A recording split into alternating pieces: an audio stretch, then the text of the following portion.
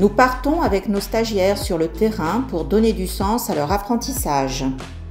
Ces réalisations concrètes permettent à nos apprenants d'être très vite opérationnels en entreprise. C'est de la pédagogie de projet.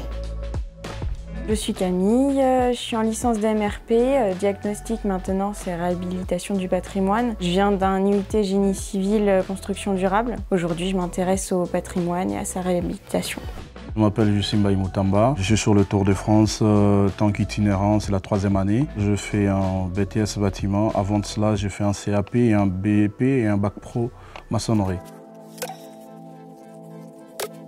Là on est sur le domaine de Pierrefitte à Vassivière. On fait surtout des relevés sur des problèmes qu'il y a, des fissures. Il y a pas mal de moisissures, il faut traiter, il faut aérer. On fait des études de faisabilité. On veut l'amener à être un site touristique agréable pour toutes saisons.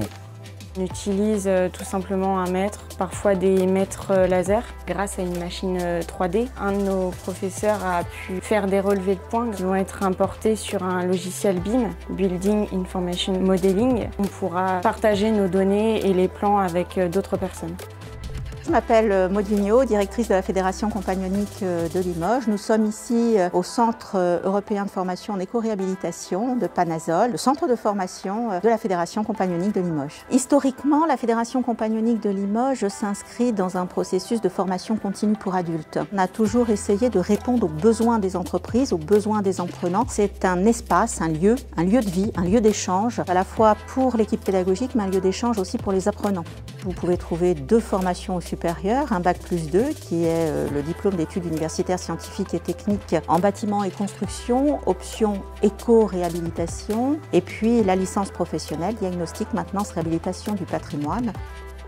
La vocation de ces 2 formations, en fait, c'est de travailler autour de l'éco-réhabilitation. Donc le bac+2 va être une approche de la conduite de travaux, on va les appeler des aides-conducteurs de travaux. La licence professionnelle s'adresse à des structures très diversifiées. Ça va se traduire par des métiers autour de chargés d'affaires, conducteurs de travaux ou techniciens même, patrimoine par exemple.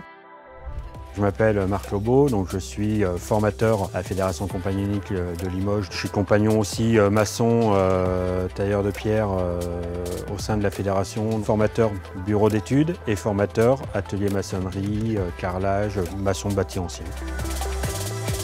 Un jeune qui démarre à Limoges part avec le CAP et sur un parcours de 7 ans atteint un niveau bac+3, diplôme supérieur. 2 profils qu'il peut y avoir très différents. Le profil de personnes qui arrivent avec une connaissance d'un métier ou des personnes qui arrivent par des formations classiques, avec des BTS ou des DUT sur des filières économie, architecture, génie civil. C'est ce qui fait toute la richesse de cette licence.